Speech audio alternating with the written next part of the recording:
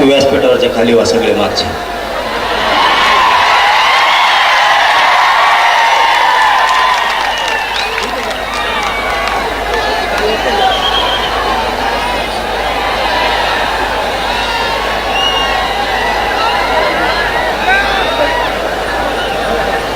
हिंदवी स्वराज्याचे संस्थापक राजे छत्रपती शिवराय, हलू नको ना, तो मागे जा. राजमाता मासाहेब जिजाऊ, धर्मवीर छत्रपती संभाजीराजे, महाराष्ट्राची धाकटी पंढरी श्री क्षेत्र नगर नारायणगडाच्या चरणी त्रिवार नतमस्तक होतो. आपल्या नारायणगडाचे मठाधिपती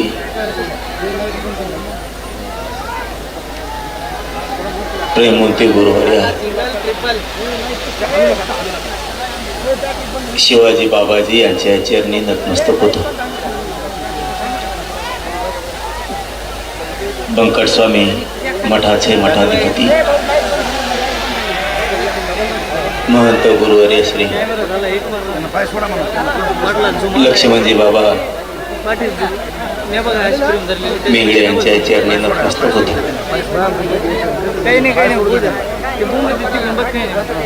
आणि नारायणगडाच्या कुशीत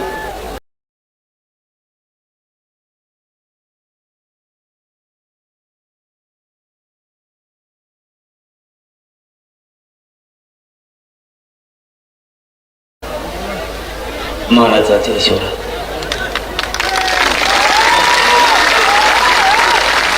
आणि विराट संख्येनं जमलेल्या माझ्या तमाम मराठा बांधवांना माझ्या मानाचा देश.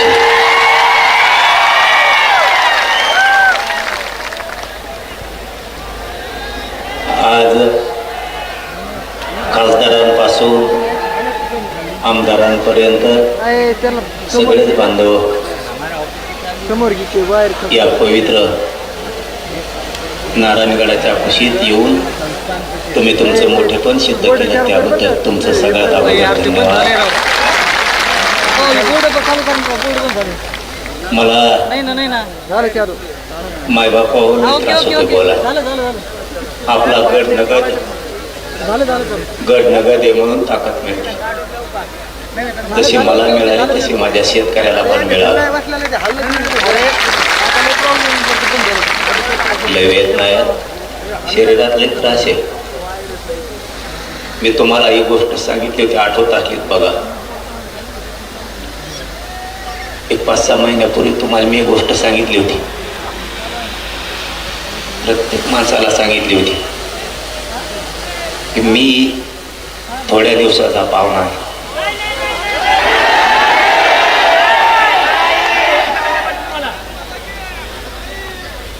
आणि आपण मुंबईला जायची हाक दिली, कारण मी एक गोष्ट तुम्हाला सांगितली होती, शेवटी शरीर हे काही सांगता येत नाही. माझ्या गरिबाच्या लेकराचं मला आयुष्याचं कल्याण करू द्या. मुंबईला चला.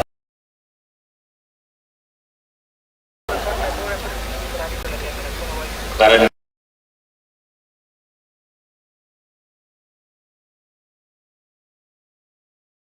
पूर्ण जम केले सर.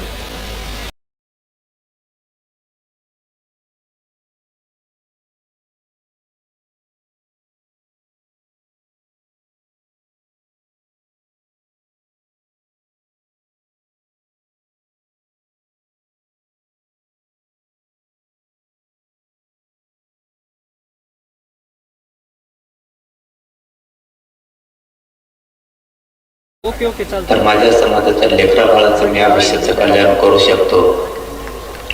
आणि तुम्ही मुंबईला साथ दिली आणि 75 वर्षातनं लढाई जिंकलेली मराठ्यांनी GR घेऊन मराठ्यांनी लढाई जिंकली.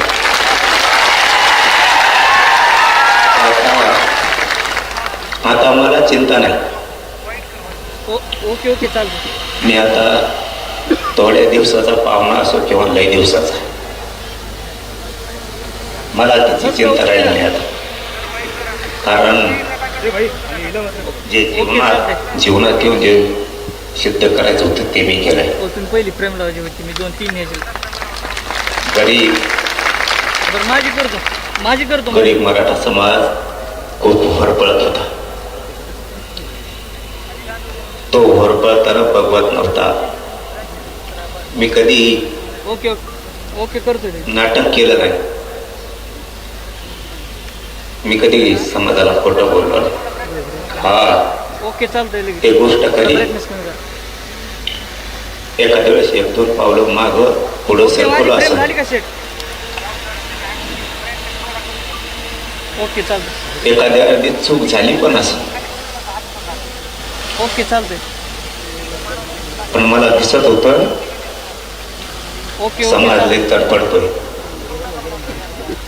लेकीवाडी हलू नका कॅमेरा. पोरं बाळ जर मोठे करायचे असले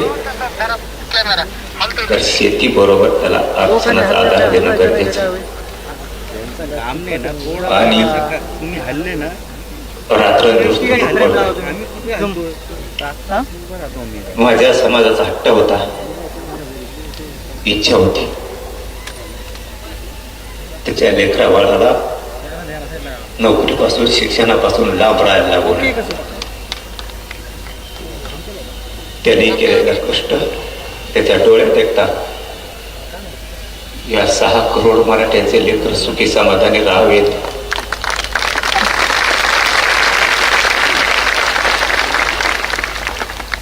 कधी शांत बसलो नाही. पूर्ण आयुष्य झिजवलं. आता मला काही वाटत नाही. खूप जणांनी सातारा संस्थान पश्चिम महाराष्ट्र आणि हैदराबाद गॅजेट म्हणजे मराठवाडा, इथला जर मराठा आरक्षणात गेला राज्यालाच नाही तर देशाला येडा टाकायची ताकद या मराठ्यात या म्हणून मिळू देत नव्हती.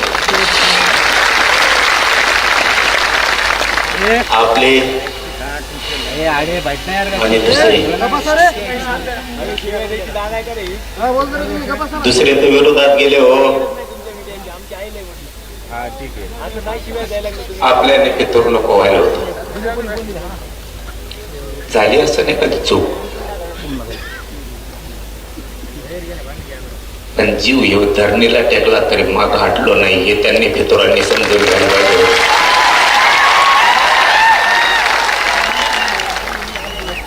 लढणारा मी आहे, लढणारा माझा समाज आहे. तुम्हाला ऐकून तुमच्या रक्ताशी गद्दारी करून जर मी मोठा झालो असतो मग तुम्ही आमफितुरी करायला पाहिजे होती. तुमचं रक्त आमचं असून सुद्धा इतकं भेसळ रक्तासारखं तुम्ही कसं वागला हे मात्र मराठ्याला नाही कळालं. आमच्या सोबत तर नाहीच, पण मिळालंय त्याच्यात सुद्धा समाधान व्यक्त करू देत नाही.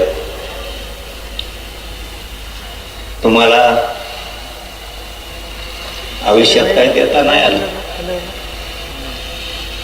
एक सांगू का, 45 वर्षाची लढाई जे काहीच करता नाही आलं याला. पांढरे कपडे घातले आणि मोठ्या गाड्यात हिंडले.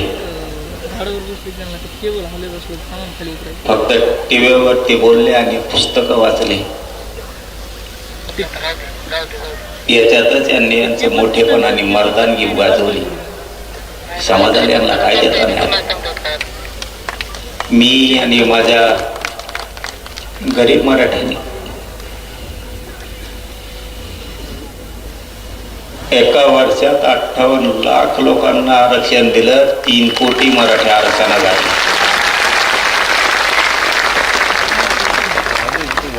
मी हलतोय टेबल. आणि माझ्या गरीब मराठ्यांनी पुढच्या वर्षात मराठवाड्याचा हैदराबाद गॅजेटियरचा जार घेतला आणि पश्चिम महाराष्ट्राचं सुद्धा गॅजेटियर घेतलं. 2 वर्षात सगळा मराठा आरक्षणात घातला.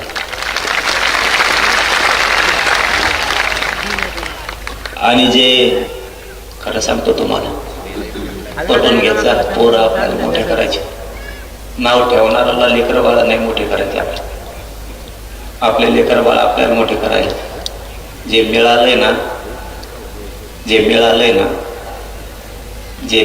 ना ते पण खूप मिळालंय. गावाचे गाव निघायला लागले, राहिलेले निघते. समाधानी राजा, ओताळ वागायचं नको, कुणीतरी सांगायचं सगळंच पाहिजे. आपल्याला मग लोक सगळंही मिळून द्यायनात आणि थोडं थोडं पण मिळून द्यायला. मी आणि माझा समाज आम्ही बरोबर आमच्या पद्धतीला जाऊन डावं टाकून सगळ्यांच्या मुंडक्यावर पाय दिले. थोडं हुशारीने चाला. खाताना विचार करा, गरम आहे का गार झाला. नको बरं, समाज डुबल असं वागायला नको. आपण दसरा मेळाव्याला जमतो, सभाला जमतो, आंतरवालीत जमतो, मुंबईत जमतो, मजा म्हणून नाही. सांगितलेला तुम्ही विचार सांगितलेला मी जपून ठेवायचा आणि मी सांगितलेला तुम्ही जपून ठेवायचा, तरच मोठे होत नाही. तर काय अर्थ नाही. नुसता आलो, बसला, इकडं तिकडं फिरला, झाडाखाली गेला, पुन्हा सभात येऊन बसला. मराठ्यांनी चतुर हुशार व्हायचं, टंगळ मंगळ बंद करायची, बावचाळ्यावरी वागायचं बंद करायचं.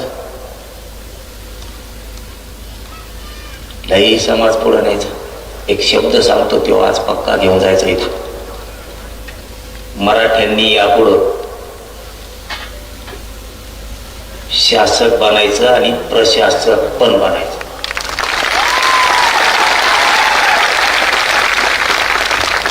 मराठ्यांनी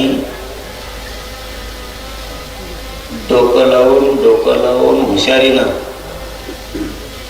शासक बना, प्रशासक बनवा. शासक जर बनला, कोणाला मागायची गरज नाही पडणार. शेतात काम करता करता, घरात काम करता करता, व्यवसाय करता करता, शेतीचं काम करताना, नोकऱ्या करताना शासक बनायच्या डोक्यात राहते.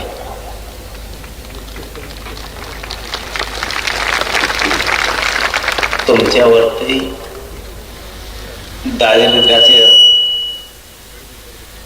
दारिद्र्याचा आलेला गंज जर काढायचा असला, तुम्हाला शासक बनावं लागणार आहे.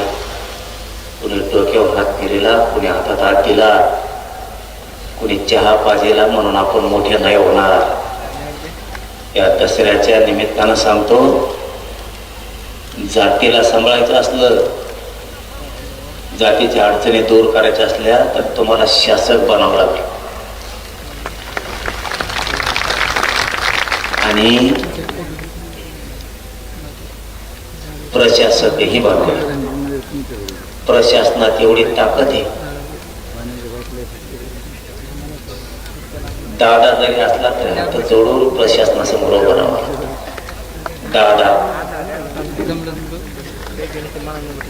दादा त्याला प्रशासनापुढे हात जोडून उभा राहावं.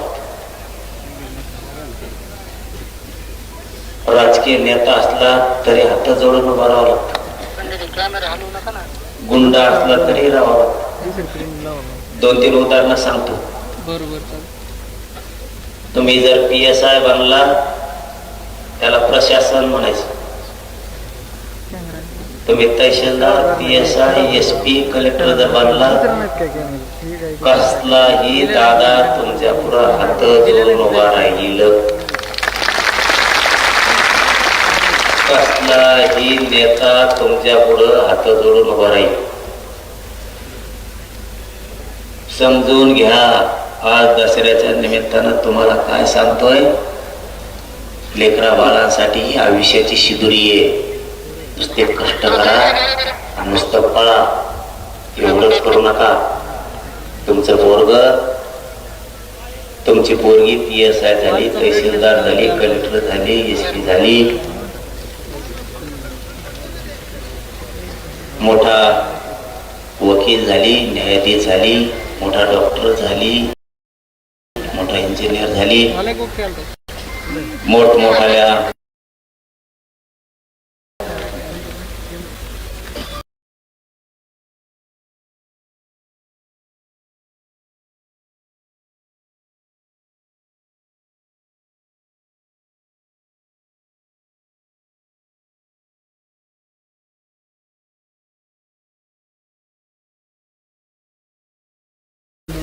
तर या गरीब समाजाला बसायला आधार होईना, ऑफिस एखादं बसायला आधार. सगळे बोगस लोक जाऊन बसले तिथं, बोगस आरक्षण घेतलेले, बोगस.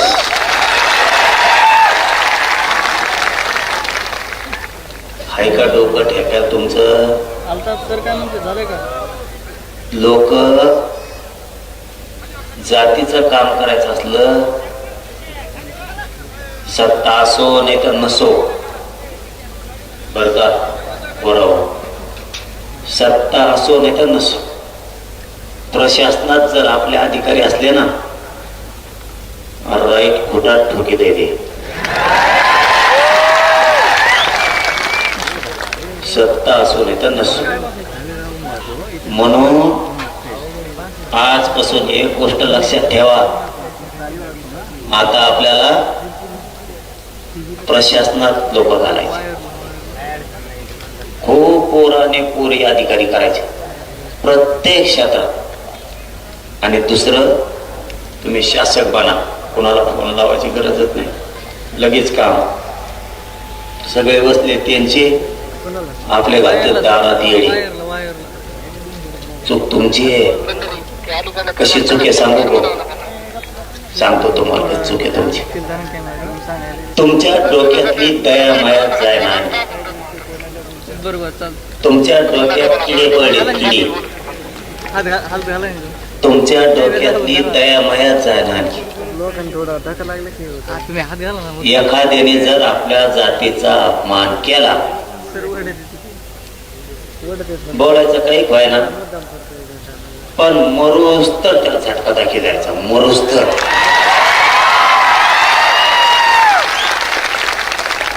त्याला म्हणायचं जातवान मराठ्यांची अस्सल लावला. त्याला वाटलं पाहिजे संगत हिंडत आहे माय घालत.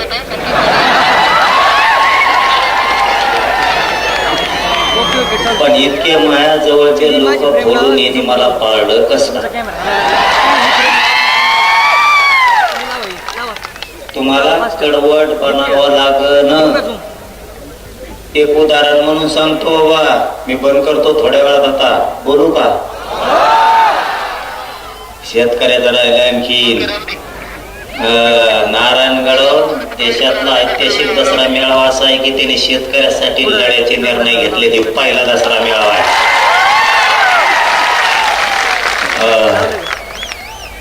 तुम्हाला विसरायचं नाही का सांगतो, कारण सांगतो. मला इथं ते विषय नाही बोलायचं, पण थोडी चुनूक सांगतो, विसरायचं का नाही. हे काय करते, निवडणुकीच्या आधी थोडा आपल्याला डोची देते आणि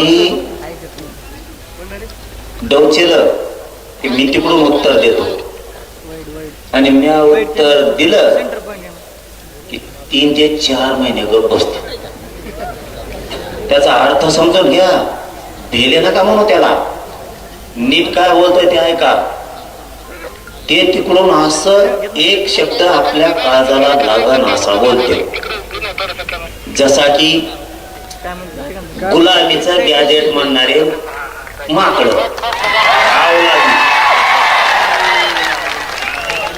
झालंय ना ओके. ज्या भिकार अवलादी गुलामीचं गॅजेट म्हणायचं आणि 3-4 महिने गप बसायचं. मी काय सांगतो नीट ऐका. ते एकटंच नाही, असे जे जे बोलते त्यांच्याबद्दल सांगतो. तुम्ही ना किडे पडेल डोक्यातले जाळून टाका, ध्यान ठेवा काय ते. बर, आता मी सांगितलं मग त्याला उत्तर, आमचं गुलामीचं गॅजेट हे. मग इंग्रज काय तुमच्या घरात राहत होता का?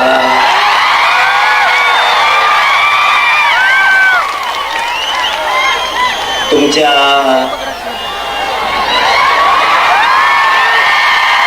परिवारात नाही का? ऐका रे, ऐका ना, मी काय सांगतोय ते ऐका. अर्थाचे गैरअर्थ करते, त्यांच्या घरात राहतो का म्हणजे लगेच ते दुसराच अर्थ काढते. तसा अर्थ नाही मा, तसा अर्थ नाही. अर्थ नीट समजून घ्या. मी गडावर आहे, अर्थ नीट समजून घ्या. त्यांनी सांगितलं आमचं गुलामीचं गॅजेट हे. त्या नागतोडीला मी बोललो का? नाही बोललो. कोणाला बोट लावायची गरज आहे का? आणि मग मग मी बोट सुरू केल्यावर त्याच्यासाठी लोकांच्या लेकरा बाळाला तुच्छ लेखायचं नाही. तुम्हाला त्याचा अर्थ कळतो का? गुलामीचं गॅजेट आपल्याला लागू केलं म्हणजे गॅजेट गुलामीचं होतं, म्हणजे आपले लेकर सुद्धा गुलाम समजता खरे हराम करो तुम्ही. आमचे जे जे त्या पक्षात काम करतात तिच्या संग काम करतात, त्या मराठ्याच्या पायदाशी कोण कोण आहेत? हे मराठ्याच्या पायदाशी हो, तुमची खास पायदाशी आहे ना तुमची. तर तुमच्या पोराला, तुमच्या जातीला गुलामीची अवलाद म्हणलंय. करतो का प्रचार? झक माऱ्या.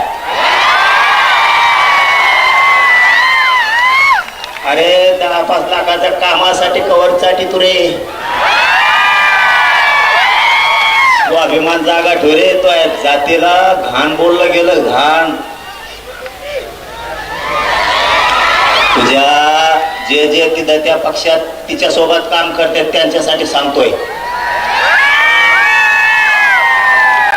खास तुमच्या अवलाद जर मराठीची असली ना आता, तर तुमच्या मराठ्याच्या लेकराला गुलाम म्हणलंय, गुलाम.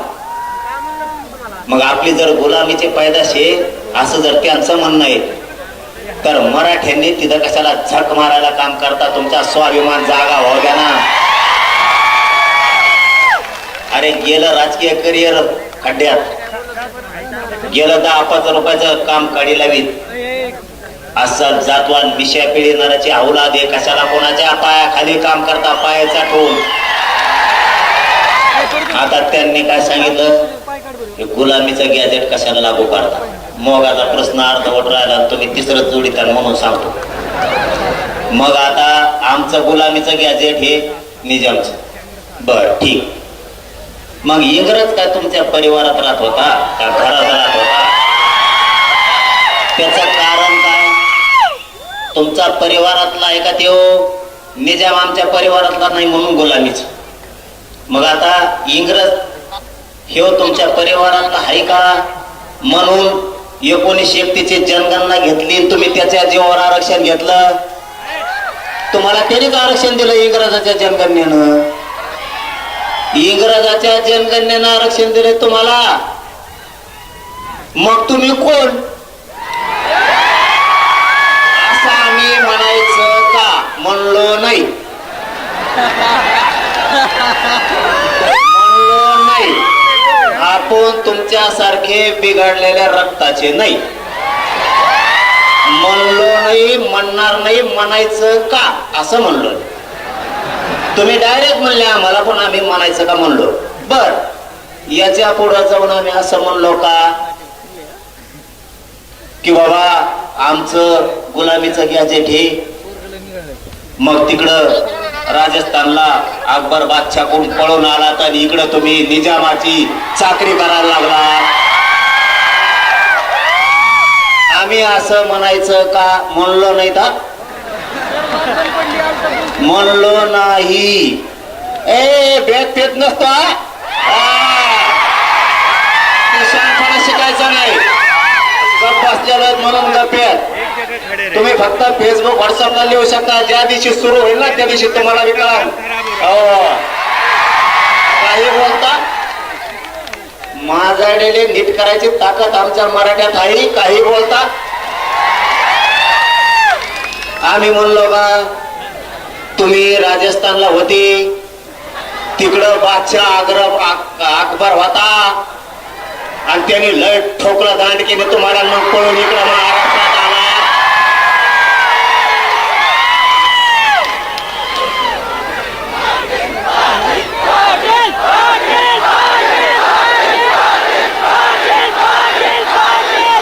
आणि मग तुम्ही निजामाच्या जाणारा संभळणाऱ्या बनलात, व्यापारी म्हणून आला तर राज्यकर्ते म्हणलात, चला व्हा घरी. आम्ही असं म्हणायचं का म्हणलो नाही. अरे ग बाई, लय बोलतोय तर सगळ्याला मापात राहावा. याच्यासाठी झक मारायला मराठ्याने तुम्हाला 30 वर्ष निवडून नाही दिलं. याच्यासाठी निवडून देतो 30 वर्ष. तुम्ही असे पान उतारे करा आमच्या अवलादीचे. आणि आता काय करणार हे सांगतो तुम्हाला, नीट ऐका.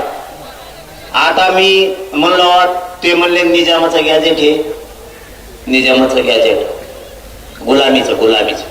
ते म्हणे गुलामीचं गॅजेट आहे. मी सांगितलं तुमचं सुद्धा इंग्रजाचं आहे, तेव्हा गुलामीच होती, तेव्हा कुठं स्वातंत्र्य होतं. असं बोललो. आता तेवढं काळजावर पान हल्ला बरं का आपल्या. तुम्हाला डोके किडे जे पडले म्हणून तुमच्या डोक्यात, ते सांगायलो ते किडे मारून टाका लवकर. किडे तुमच्या डोक्यातले हे काय करते, हळू जिवारी वार करतात आपल्या. आणि मी बोललो का 2-3 महिने गप बसते. आपल्या लोकांना काय वाटतं माहितीये का, जाऊ दे रे, चुकलं असं काय होतं बोलतानी, आता नाही बोलणार इथून पुढं. अरे हे बदलणारच नाही. त्याच्यामुळं दया माया थोडी कमी करा. जे ज्याला मराठ्याचं तिकडून उभा राहील खप पाडायची. तेव्हा ह्या आपल्या जाती नीट राहत्या, तेव्हा आपले नीट वागते, तेव्हा हे हुजरीगिरी करायचं बंद करते. आणि जेव्हा आपण पाडायला सुरू करतो ना, तेव्हा ते मराठ्या सगळं नीट वागायला सुरू करते. कळालं का? ते आपल्याशी आणि आपल्या लेकरा बाळाला डायरेक्ट म्हणले राव,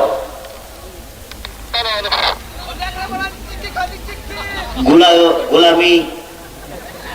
आपल्या लेकराला डायरेक्ट गुलाम म्हणलं गेलं, त्याचा अर्थ असा होतो. आणि मग तुम्हाला लेकरा बाळापेक्षा मोठे ते आहेत का? म्हणून गपजारी बसले ते आपल्या मीडियात बोलते जाहीर, आणि लोकात म्हणते चुकलं बरं का, इथून पुढं नाही बोलणार. मीडियाने ऐकलं ते, आणि मग लोकात बोलून काय करतो, मीडियात म्हणा, मग सोडून देतो आम्ही. हे जिवारी वार करतात, कळून देत नाहीत. तिसरा मुद्दा 2 सांगितले, शासक बना प्रशासक बनवा. दुसरा सांगितला येऊ, इथून पुढे जेव बोल त्याला सोडीत जायचं नाही. तिसरा मुद्दा आहे महत्वाचा आहे, कधीच आजपासून ओबीसीला दोष द्यायचा नाही. बघा डोक्यात उजाड पाडून घ्या. आपण काय करतो, एक जरी नेता बोलला तरी आपण म्हणतो ओबीसीचे नेते घाणे. ओबीसीचे नेते नाही, याच्यात ओबीसीचा काही समान नाही. समजा माळ्याचा सगळा दोष आहे का? काही सगळ्या माळ्याचा दोष आहे का? ते सगळ्या भाव चाळ्याला धावण्याचं.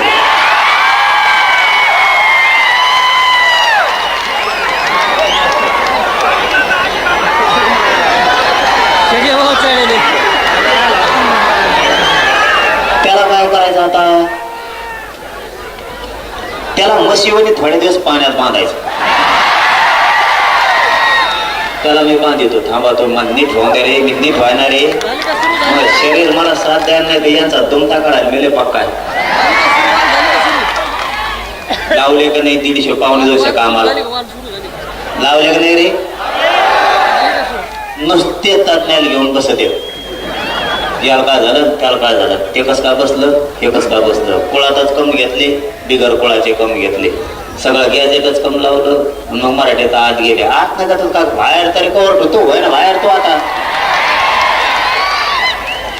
आता इथून पुढं ज्या जातीचा माणूस बोलल त्याला ओबीसीचा नेता नाही म्हणायचा. येथून पुढं एक ध्यानात घ्यायचा घडवून जाणाऱ्या प्रत्येक महाराष्ट्रातल्या माणसाने ओबीसीचा नेता बोलला ते काय करताय चाभऱ्यापणा ह्या तशी आपल्या डोक्यात आले. आमच्या ओबीसीवर अन्याय होतो, मग आपण सगळ्या ओबीसीला बोलवतो का नाही. ओबीसीवर अन्याय नाही, याचे लाभार्थी थोडी जात आणि ह्यो दोनच धरून मागायला जायचं. ओबीसी पुढं बोलायचं नाही.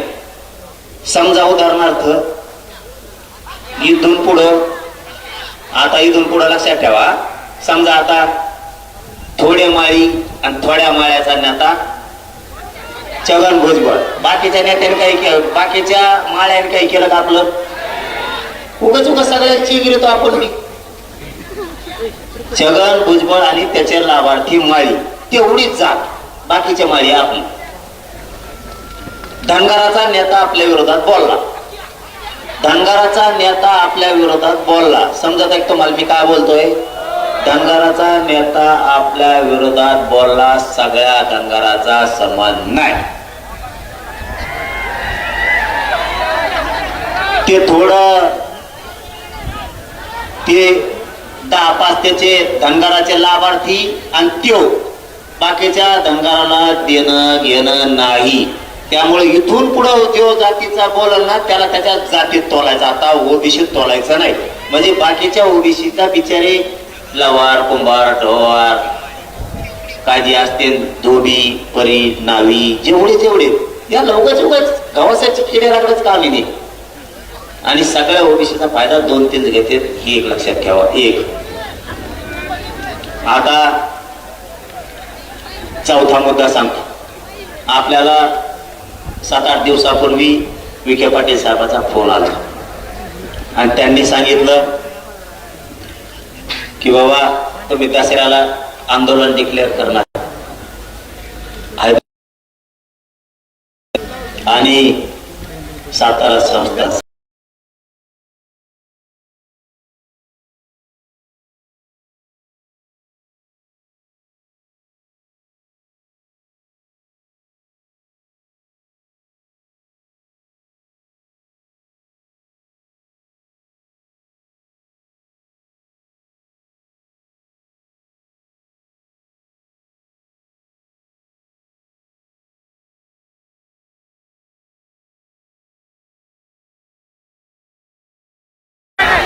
करायचं सुरू. माझ्या बॅगची स्क्रीन शांततेनं ऐका. एक 15-20 मिनिटात सगळं उरकून घेऊ आपण. 15-20 मिनिटात सगळं उरकून घेऊ. शांत राहा. लय महत्वाचे विषय. माझ्या बॅगची स्क्रीन पण पडली. आणि मग विखे पाटील साहेबांचा फोन आला. शांत बसता का नाही तर मला सांगा काय मी नीट करू शकतो. आणि दुसऱ्याचा जर असला तर घरात जाऊन नीट करू शकतो. माया नादी लागायचं नाही. तुम्ही 12चे तर आम्ही 14चे. त्याच्या भानगडीत पडायचं नाही. शांत राहून द्यायचं. मराठ्याचा असल टाकली फिकली असली चलून दे थोडंफार. पण दुसऱ्याचं जर कोणी असं ना वळवळ करत असं ना घरात घुसवून हाणायची ताकद आमच्यात. घरात घुसवून लय सहन केला भाऊ. लय लोकांनी त्रास सहन केला. 75 वर्ष माया मराठ्याच्या. तुला काय सांगावं. कसल्याने यायचं आमच्या आईला घोडा लावून जायचं. बासरे त्याच्यासाठी जेवण नाही. तुमच्या हातात जे आहे ना तितकं धारदार आमच्या सुद्धा हातात आहे. तुमची जशी भाषा तसं आमची वागायची तयारी आहे. तुम्ही आमच्या लेकेबाळीला जगू द्या ना. तुम्ही आमच्या पोराला जगून देणार, तुम्ही आम्हाला आरक्षण घेऊ देणार, नोकऱ्या खाऊन देणार. माझला का दादागिऱ्या करून दादागिऱ्या तुम्हाला वाटतं तुम्हाला दादागिरी आमच्या दादागिरी नाही. आमच्या तुमच्या ताकद आमच्यावरती टंगडीला फिरून दगडा आपटायची तयारी. ते बाकीचे नाटक फक्त शिकायचे नाही. मला वाटतं नको, समाज मोठा आहे, मागा लागला आखडणार नाही म्हणून मी आपला गप गप गप गप घेतोय. हे बोलबोल इतड भर मुठभर नाही तर आणि बोलबोल बोलबोल बोलबोल नाही ना आम्ही जाऊ द्या म्हणतो. आपला एखादा डोकं जरी फुटलं तरी आपण म्हणतो जाऊ द्या. त्यांना वाटलं भेट येत नाही. भाऊ फुटाण्याला सुद्धा सापडायचं नाही तुम्ही फुटाण्याला. मला उगाच जे नाही बोलायचं ते बोलायला लावू नका. विषय चालला, विखे पाटील साहेबाचा फोन आला. त्यांनी सांगितलं पाटील दसरा तुम्ही म्हणला दसऱ्याला ये. मला संडासच लागल्यावर झालंय. मुंबईत गेल्यापासून असा धाक पडलाय. अर्ध मंत्रालय मुंबईच्या बाहेर गेलत. मी बळद बळद बळद धाडस लावून कॅबिनेटदारच्या हातात हे आणि त्यो जी आर कॅबिनेटना काढलेला. कुठला जी आर काढताना कॅबिनेटला काढावं लागतं. आणि एखाद्या जर उपसमितीने काढला, उपसमितीला अधिकार आहे का नाही काढायचा हेही बघावं लागतं. जर उपसमितीला एखादा जी आर काढायचा अधिकार आहे तर ते कॅबिनेट असावायला लागते. उपसमिती सगळे कॅबिनेट हे. त्यामुळं विखे पाटील साहेबांनी सांगितलं पाटील गावागावातल्या समित्या नियमाच्या राहिल्या, थोडं शिबिर पण घ्यायचे राहिले, त्यांना सविस्तर सांगायचं काही अधिकाऱ्याच्या लक्षात येत काहीच येत नाही. बरं ठीक आहे, खरं सांगा फक्त म्हणलं मी माया मराठ्याला नारायणगडावर बोलत. ते म्हणले फक्त अतिवृष्टी जे आर प्रमाणे मराठ्यांना आरक्षण दिलं जाईल. ठीक आहे म्हणलं मग म्हणू का मीडियात. ते म्हणले मान माझं असं म्हणणं आहे आपण आता डिक्लेअर करणार होतो तर टाकू. महिना 15 दिवस जमान का म्हणले ते गॅजेट प्रमाण देतो. आणि तुम्हाला काम सांगतो आता ए कुंकड हिंडा तरी आयला माय आता चालय नाही रे. तुम्ही कुठं हिंडा तरी कुठं चालले काय याची नुकती केली तिकडं काय वास यायला तुला. बाबानी नगद इथं नगद नारायणगडावर नगद ये बोलता यायला लागलं मला. मला चालता उठता येत नव्हतं. संभाजीनगर पासून डोळ्यात धारा होत्या माहीत थोडी असतात. इथं लय शक्ती अपार बाबा. इथं सोपं नाही. इथं जर खोटं केलं ना कार्यक्रम होतो हो माणसाचा. इथं नगद ये, इथं लई येड्यावर करीत जाऊ नका. माय हात सोडून तुम्हाला विनंती आहे. गड म्हणला असं आपण म्हणायचं हा बाबा तसंच नगद आहे नगद. आणि आपली प्रतिष्ठान आपली इज्जत आपणच वाढायची रे भाऊ. आपल्या गडाची इज्जत आपणच वाढायची. रुसायचं नाही फुगायचं नाही. रुसलं तरी बाबाकडे यायचं सांगायचं मी तुमच्यावर रुसलो. मग तुमचं पटलंच नाही बाबाजवळ पायावर जायचं बाबा सांगायचं मी रुसलो. आणि बाहेर जाताना म्हणायचं रुसा सोडून दिलं म्हणायचं मी दाटून रुसलो होतो. वागायचं शिका. वागावं लागल. सांगतो तुम्हाला गॅजेटियर प्रमाणे द्यायला तयार आहे असं त्यांनी सांगितलं. पण तुम्हाला एक काम सांगतो तेवढं का. महाराष्ट्रात सारखे आडनाव असणारे लोक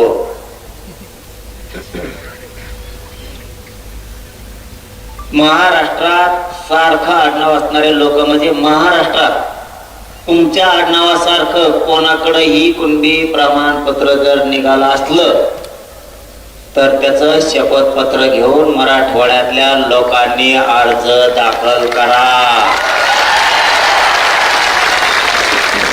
नुसतं बोंबलू नका. आरक्षण नाही काम करा. पुन्हा एकदा सांगतो, नीट देण द्या. ए मागचे काय बोलबोल करता रे, हालू नका. काय उपयोग आहे मुंबईत जाऊन? काय बाया मुंबईला तुमचं आता काय सांगा तुम्हाला.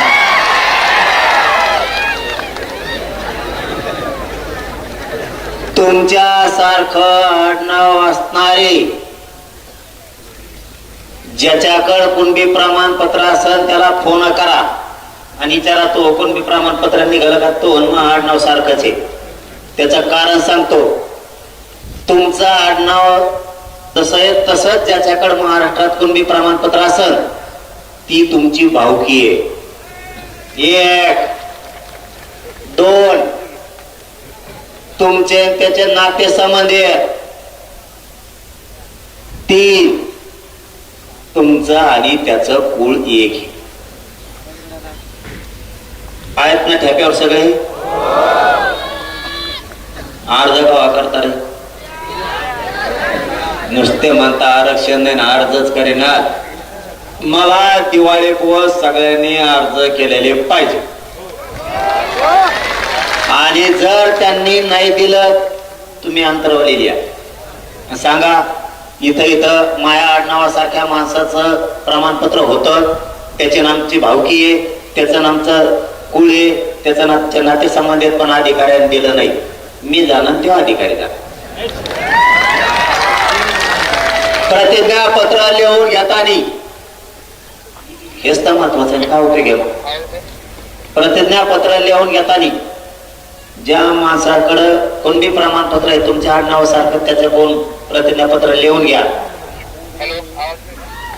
की हा म्हणजे कुणबी प्रमाणपत्र ज्याच्याकडे त्याने लिहून द्यायचं, हा माझा भावकीतला आहे, हा माझ्या कुळातला आहे, हा माझ्या नाते संबंधातील आहे. याला शिक्षणासाठी, नोकरीसाठी, शासकीय योजनेसाठी माझ्या कुणबी प्रमाणपत्राच्या आधारे याला कुणबी प्रमाणपत्र देण्यात यावं. कारण तो तुमच्या भावकीतला झाला, कुळातला झाला, नात्यातला झाला. चांगलं आणखीन दुसरा कोणाकोण विचारून सुद्धा प्रतिज्ञापत्र चांगलं करून घ्यायचं आणि अर्ज सादर करायचे. स्थानिक चौकशी अहवाल प्रत्येक सेतू केंद्रावर. गरीब लोक समजून घ्या, गरीबाला काय करावं कळाना. स्थानिक चौकशी अहवाल म्हणून एक अर्ज आहे सेतू केंद्रावर, तो काढून आणायचा. त्याच्यावर जे कागदपत्र आहेत ते सगळे कागदपत्र जमा करायचे. ते कागद घेऊन तहसीलदारकडे जायचं आणि तहसीलदारला सांगायचं महा कुणबी जात प्रमाणपत्र निघण्याचा अर्ज भरून घे. तो म्हणून कागदपत्र आधी अर्ज देतो आणि कागदपत्र घेऊन ये. त्याला म्हणायचं अर्ज देतो नाही, कागदपत्र घेऊन आलोय, अर्ज भरून घे आणि प्रमाणपत्र दे. कळाला आता? मोकळं. आता ह्यो मुद्दा क्लिअर झाला. आता राहिला मुद्दा शेतकऱ्याचा. माझं सरकारला जाहीरपणानं सांगतो, 1 मराठवाड्यात आणि मराठवाड्याच्या लगतच्या जिल्ह्यात ओला दुष्काळ जाहीर करा. त्याशिवाय माघार नाही. हे काम करायचंय दिवाळीच्या आत. सरकारनं हे काम दिवाळीच्या आत करायचंय. दुष्काळ, ओला दुष्काळ जाहीर करायचा. 1 70,000 रुपये शेतकऱ्यांना हेक्टरी भरपाई द्यायची कॅश. पिकं जळाले ना पाण्याने 70,000 रुपये हेक्टरी कॅश द्यायची. मुद्दे झाले 2. मनोज जरांगे बोलतो ते करतो. त्यामुळे तुम्ही मुद्दे ध्यानात ठेवा. आता तुम्ही समजायचं, आता मात्र शेतकऱ्यांची खरी फाईट सुरू झाली. आता समजायचं तुमच्या पदरात पडलं, आरक्षण पडलं नाही. आणि मी म्हणलेलं हे पडच म्हणून समजायचं. फक्त आता तुम्ही नीट डोकं लावून ऐकायचं आणि वेळ द्यायचा. वेळ देणार का? पहिला मुद्दा सांगितला, दुष्काळ ओला जाहीर करायचा दिवाळीच्या आत. दिवाळीच्या आत 70,000 रुपये हेक्टरी द्यायचे. कोणाला? शेतकऱ्याला, पण सरसकट. सरसकट कोणाला? ज्यांचे शेत वाहून गेले नाही त्यांना.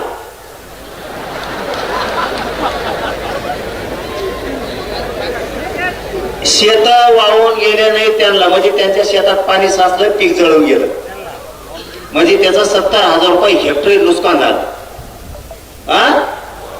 आता राहिला दुसरा, ज्याच्या नदीच्या शेजारचे वावर होऊन गेले आणि पीक होऊन गेलं, त्याला 1,30,000 रुपये भरपाई द्यायची.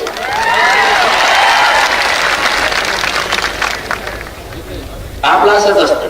तज्ञ नाही ना, अभ्यासक नाही, कोण नाही. त्या अभ्यासक भांगार सगळ्या दुऱ्याचे कुंकड काही सांगायचे तर आपल्या हिशोबाने बरं गरीबाला मिळत. तज्ञ नको ना, अभ्यासक नको, तिकडं पुस्तक नालीत वाचित बस म्हणा वड्यात. ज्याचं शेत वाहून गेलं आणि पीक पण त्याच्या बरोबर गेलं, त्याला 1,30,000 रुपये द्यायचे. हे झाले 2 काम. आणि तिसरं काम, ज्याचे जनावर वाहून गेले, ज्याचा कांदा वाहून गेला, ज्याची सोयाबीन वाहून गेली, ज्याची बाजरीचे खळे होणार होते वाहून गेले, त्याचे सोनं वाहून गेलं, त्याचं धान्य वाहून गेलं, यांना शेतकरी सांगल तसा पंचनामा करून 100% भरपाई द्यायची. म्हणजे घर पडलं, शेळ्या वाहून गेल्या, जनावर वाहून गेले, म्हशी वाहून गेल्या, काहींचे कांदे वाहून गेले, काहींचे बाजऱ्या काढल्या होत्या ते वाहून गेल्या, काहींचे सोयाबीन काढून ठेवलं होतं ते वाहून गेलं, काहींचं सोनं गेलं, घरातल्या भांडे वासनं गेले, मोटरी गेल्या, पाईप गेले, कोठा वाहून गेला, काहींचे भिताळ घर वाहून गेले, काहींच्या नळ्या वाहून गेल्या, काहींचे सौर ऊर्जा वाहून गेले. जेवढं वाहून गेलं तितके पैसे एवढे द्यायचे. हे झाले 3. हे झाले 3. आता चौथं, शेतकऱ्याचे 15 रुपये कापायचे ठरले ऊसाचे. अजिबात 1 रुपया सुद्धा कापायचा नाही.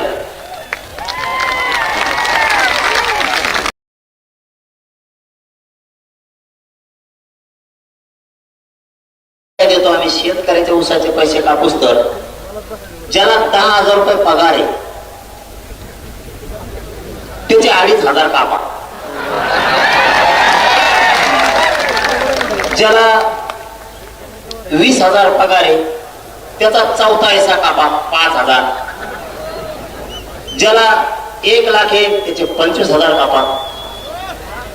ज्याला 2 लाख आहे त्याचे 50,000 कापा, 1/4 हिस्सा कापायचा. त्याला काही गोमीचा पाय लंगडा होणार आहे का? पगार फुकटात हे वावर कुठंतरी हडपिलेला असेल, नोकरी म्हणल्यावर कुठंतरी आम्हाला तिकडं सापडलेला असेल, त्याच्यामुळं हे कापा. कमीत कमी 4-5 लाख अधिकारी असतील नोकऱ्यावाले सगळे, 10 लाख. या 10 लाखातच जवळपास 1,000 कोटी रुपये जमा होते. हे प्रत्येक राजकीय पक्षाकडे हे करायचा. सरकारला सांगतो, मुख्यमंत्र्याला सांगतो, हो ते पैसे कापायचे नाही, ते नोकऱ्यावाल्याचे पुरेचे पैसे कापा. टोटल 1,000 रुपये ठेवू नका, त्याचे 1/4 हिस्सा कापून टाका, शेतकऱ्याला वाटा. इकडे शेतकऱ्यात पुढं का आणतो, त्याचे 5-8 खायची येळ आली, तू कुठं खातो रे? ते जमणार नाही. 1 एकर भर ऊस लावायचा, त्याच्यात तुला 15 रुपये द्यायचे, तो जर काढी लागली काय तिकडे, आणि तो कोणाचा टायरच 1 लाखाचं आहे गाडीच. ही केवढं ती गाडी. दुसरा मुद्दा, एका पक्षाकडं 1,000 लोक आहेत मराठ्यावर. निवडणुकीच्या दिवशी म्हणतात 500 कोटी ती नाही देतोय, कंपनी बंद पाडी. आता रोग आला का सरकारला? जेवढे व्यावसायिक उद्योगपती येतं, राजकीय लोक येतं, खासदार आमदार येतं, मंत्री येतं, यांच्याकडे प्रॉपर्ट्या हजार हजार कोटीच्या आहेत ना. 1 एकर ऊस आवल्याचे 15 रुपये कापी तू कशाला. आता देवेंद्र फडणवीसची प्रॉपर्टी कमी असेल का? कापेवर आरती दान शेतकऱ्याला. अजित पवारची कमी का? अजित पवार टिकले काढी लागली का? त्याचे कापे हो. शिंदे साहेबाकडे काही रोग आलाय का? त्यांची कापे हो प्रॉपर्टी. उद्धव ठाकरेकडे काही कमी पडलं का? त्यांचं कापे हो. शरद पवारकडे पुरी काढीत लागली का? त्यांची कापे हो.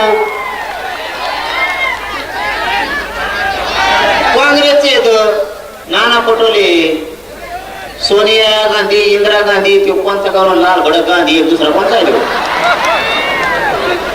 तो त्याची कापे हो. यांच्या प्रॉपर्ट्या कमी आहेत का? हा ते आंबाडी त्याचं तेल मीठ बंद करा ना. सगळं त्याचे पंप येत. त्याला म्हणा एक दिवस तो जे रिलायन्स पंपाचा व्यवसाय येतो एका दिवसाचा एका पंपावर 3 शेतकऱ्याला ऊस कुठं कापतो. तिकडं आमचा फेसकोट पडे पाणी हळूहळू सरा ना. आमचं कुठं कापतो गाठ पाण्याला. तिकडं लय मोठं होत आलाय ना. त्या राज ठाकरेकडे काही कमी आहे का? त्याच्या सगळ्या ट्रॅव्हल चालायला कापे हो त्याच्या. नारायण राणेकडे काही कमी पड असलं त्याला ती ऊसाचे पाताटाचे त्याच्या मुलगी. मग विकेंडकडे येत, मोहिते घराणे येत, निंबाळकर घराणे, चव्हाण घराणे, देशमुख घराणे येत. त्या सगळ्या 2-4 पोते भरून द्या पैशाची. त्याची काडी लागली असती पुढे तर त्यात जवळ नसन तर. इकडे निजामी गॅजेट म्हणणारे यांच्याकडे काही असले तर बघा. बोलायला तर लय उतू येतं तोंड तवाच. इकडे ती म्हणा थोडी. आणखी कोण असले तर ते वगळंटी वार एक तो काँग्रेसचा त्याच्याकडे काही असले तर बघा. ते 56 पुळे त्याच्याकडे काही पैसे असते. त्यांनी ते कुठ्याची कंपनी तर पण पाहिली. 200 कोटी दिले नाही म्हणून त्याला निवडणुकीला. असे करा ना गोळा. अंबानी कोण करा, टाटा कोण करा, तो आणखी कोण तो नाही का टपोरा कोण आहे ते शिंदे साहेबाचे आमदार पळून घेऊन गेले ते टपोर.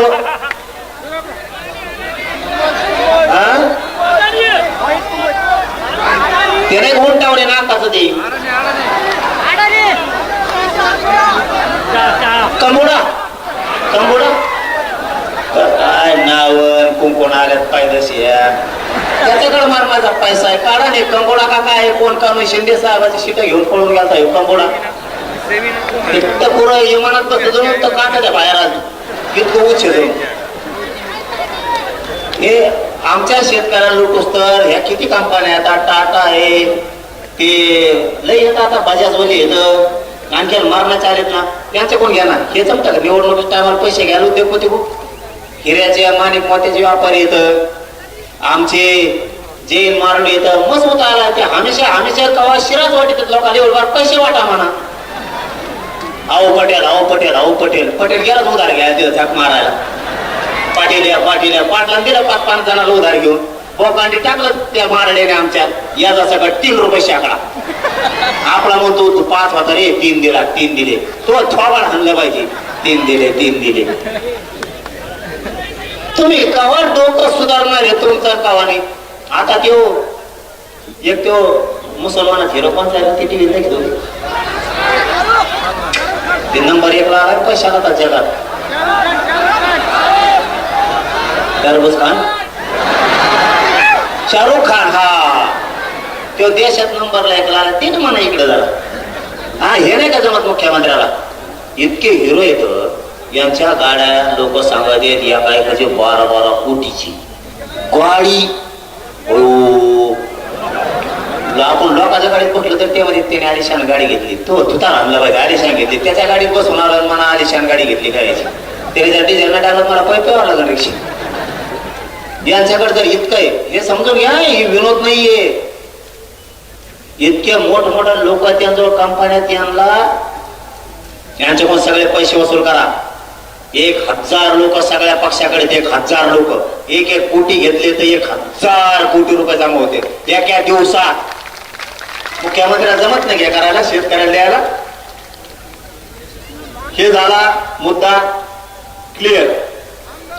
एक सांगितलं ओला दुष्काळ, पगार काय देते ते एका दिवसात आपलं तर आपल्याला द्यायला लागले.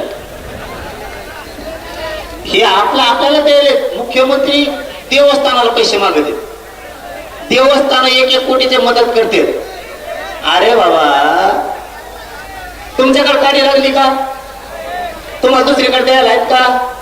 उद्योगपत्याचे कर्ज माफ करायला ते मल्ल्या का खाल्ल्या, कोण पळून गेला पैसे घेऊन, ते जमतं का? मग असे गोष्टी करताना विचार करा. आपला पहिला मुद्दा घ्या, मुद्द्यावर येऊ. हे बस रे, मुद्द्यावर येऊ. तो का बिलाडी का देवदर पडत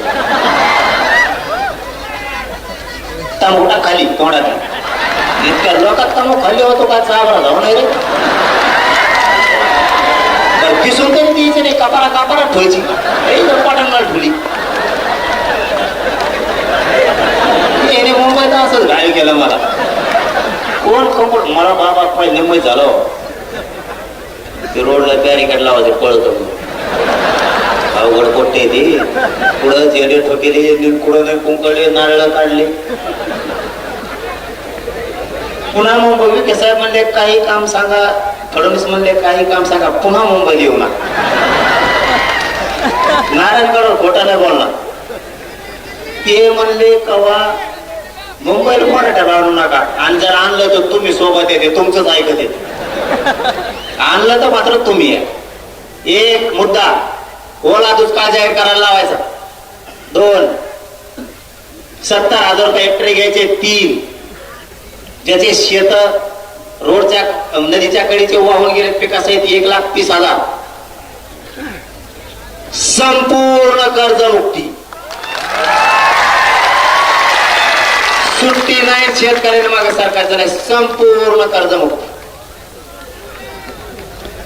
5वा मुद्दा, ज्या शेतकऱ्यानं विदर्भातल्या, मराठवाड्यातल्या, खानदेशातल्या, पश्चिम महाराष्ट्रातल्या आणि महाराष्ट्रातल्या शेतकऱ्यांनी आत्महत्या केल्यात. आतापर्यंत 20 वर्षात आतापर्यंत आत्महत्या केलेल्या शेतकऱ्याच्या कुटुंबाला शासकीय नोकरी सरकारनं द्यायची. 6वा मुद्दा, शेतीला हमी भाव घ्यायचा आहे, त्याच्याशिवाय आंदोलन थांबवायचं नाही. काहीच गरज नाही कोणाची. आपल्याला जर हमी भाव गेला तर काहीच गरज नाही कोणाची आत्महत्या होत नाही, काय नाही काय. फक्त आता शेतकऱ्यांना ताईट व्हायला सावध. 7वा मुद्दा, शेतीला नोकरीचा दर्जा द्या. तुम्हाला हे कळलंच नसणार आता काय. शेतीला नोकरीचा दर्जा द्या म्हणजे तुम्ही म्हणता नोकऱ्या नाहीत, नोकऱ्या नाहीत. ठीक आहे, जो शेती करेल 10 एकरच्या आतला त्याला 10,000 रुपये महिना सुरू करा. नोकरी नाही तर पोरं काढता का शेतात तरी काम करते 10,000 रुपये. शेतीला नोकरीचा दर्जा द्या. कोणाकोणाला नोकरी लागेल 10,000 वर हात करा.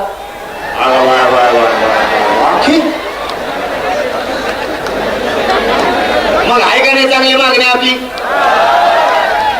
शेतीला तुम्ही म्हणता नोकऱ्या नाहीत, शेती कशी देन? पोरं नाक तरी लागल पोरायला.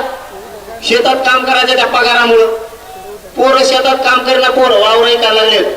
आणि 7वा मुद्दा, शेत इकायचे नाही. शेत कोणी इकायचे नाही. आता हे जर दिवाळीपर्यंत केलं नाही, आता सांगितलेले 7 मुद्दे सरकारनं जर केले नाही, त्यात काय राहिला का आणखी? आणि 3 ट्रिगर. 8वा मुद्दा, पीक विम्याला यांनी 3 ट्रिगर बसवले, ते ट्रिगर उठवायचे. पीक विमा सगळा द्यायचा. हे जर दिवाळीपर्यंत केलं नाही तर आपण एक काम करू.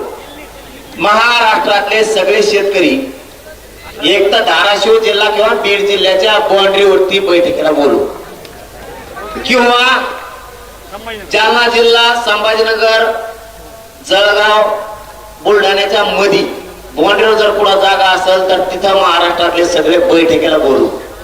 किंवा मग अहिल्यानगर, सोलापूर किंवा बीड जिल्ह्याच्या बाउंड्रीवरती एखादं गाव शोधून तिथं बैठकीला शेतकरी बोलू आणि किती तारखेला आंदोलन सुरू करायचं हे सांगू. आधी बैठक घेऊ, आणि नंतर आंदोलन सुरू करू. शेतकऱ्याला न्याय देऊस तर मागं हटायचं नाही. आणि 15 ते 1 महिन्याचा वेळ आपण सरकारला पुन्हा गॅजेटसाठी देतोय, त्याच्यानंतर नाही. आणि मुद्दा शेवटचा, जर सरकारनं गॅजेट हैदराबादचं सातारा संस्थांचं लागू केलं नाही, आणि विशेष सांगत राहिलं छत्रपती खासदार छत्रपती शाहूजीराजे महाराज साहेबांना की मी परवा सरकारला बोललोय, सातारा संस्थान, औंध संस्थान आणि पुणे संस्थानचं जे गॅजेटियर घेतलंय त्याबरोबर खासदार साहेब महाराज शाहूराजे महाराज साहेब तुमच्यासाठी सांगतो की कोल्हापूरचं सुद्धा गॅजेटियर घ्यायचं सरकारनं कबूल केलंय. जर सरकारनं मराठवाड्यातल्या सगळ्या मराठ्यांना दिवाळीपर्यंत आरक्षणात नाही घातलं आणि आजपासून दिवाळीपर्यंत म्हणजे 1 महिनाभर किमान जर शेतकऱ्यांचे प्रश्न मार्गी नाही लावले तर जिल्हा परिषदला सरकारचं एकही सीट शेतकऱ्यांनी निवडून येऊ द्यायचं नाही. याला जोडून दुसरा मुद्दा, शेतकऱ्यांच्या मागण्या दिवाळीपर्यंत मान्य केल्या नाही तर सरकारनं जिल्हा परिषद नगर परिषदच्या निवडणुका घ्यायच्या नाही, नसता बॅलेट आमच्या गावात आम्ही लावून देणार नाही. महाराष्ट्रातल्या सगळ्या शेतकऱ्यांची कर्जमुक्ती केल्याशिवाय, ओला दुष्काळ जाहीर केल्याशिवाय, त्याला मागल 100% त्याचं नुकसान भरपाई दिल्याशिवाय, पीक विमा दिल्याशिवाय आम्ही निवडणुकीची तारीख घोषित करून देणार नाही. तर तुम्ही जर केली तर मंत्र्यांना महाराष्ट्रात सभा घेऊ द्यायची नाही. ठरलं का? आणि गॅजेटचं सुद्धा सोयीला लागल, काळजी करू नका. गॅजेटचं सोयीला लागल, 100% गॅजेटचं सोयीला लागणार नसता महाराष्ट्रात नेत्याला फिरून देणार नाहीत आपण. त्याची काळजी करू नका. फक्त सगळ्यांनी अर्ज करा आणि दिल्लीला पण जायचंय, काळजी करू नका. दिल्लीला येणार का तुम्ही सगळे? पण सांगतो तारीख दमान, तुम्हाला थांबा थोडं. आधी या 2 गॅजेटच्या अंमलबजावणी होत्या, सातारा संस्थान आहे पश्चिम महाराष्ट्राच्या. आणि सगळ्यांना विजयादशमीच्या खूप खूप शुभेच्छा देतो. तुम्हाला दमानी गावाकडे जा, मला दवाखान्यात जायचंय, त्याच्यामुळं सगळ्यांनी दमाने जा रे बाबा हो. एक जीवाने राहा, एक विचार फुटून देऊ नका, एकमेकाला साथ द्या. जातीला कुठं अडचण आली, जातीच्या मदतीला उभा राहत जा, सुखादुखात जा. शेतकऱ्याच्या मदतीला धान्य कापडा घेऊन जा, तेल मीठ घेऊन जा, त्यांना पीठ मीठ घेऊन जा, त्यांच्याकडे तळायला लाईट नाही आहे ती घेऊन जा. तुम्हाला कपडे देता आले कपडे द्या, हाताला पांघरायचं द्या, एखादा गोणी बाजरी ज्वारी देता आली तर द्या. तुम्हाला जे जे सहकार्य करता येईल, बिस्किट पुडा देता आला तर शेतकऱ्याला द्या. जात बघू नका, ह्या जातीचा आहे त्याला मी देत नाही असं म्हणू नका. ज्यांच्यावर पावसाचं संकट आलंय त्याला सगळ्यांना तुम्ही धान्य द्या, त्याच्यात जात बघू नका. आपल्याला विरोध केला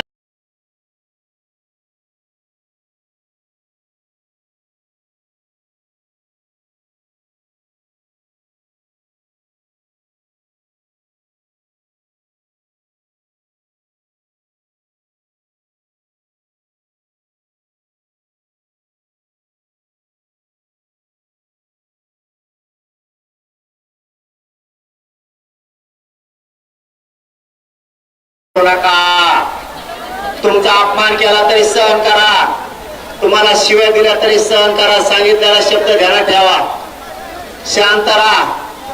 जे लय वचवच करताय मराठवाडा आणि पश्चिम महाराष्ट्र आरक्षणात गेल्यावर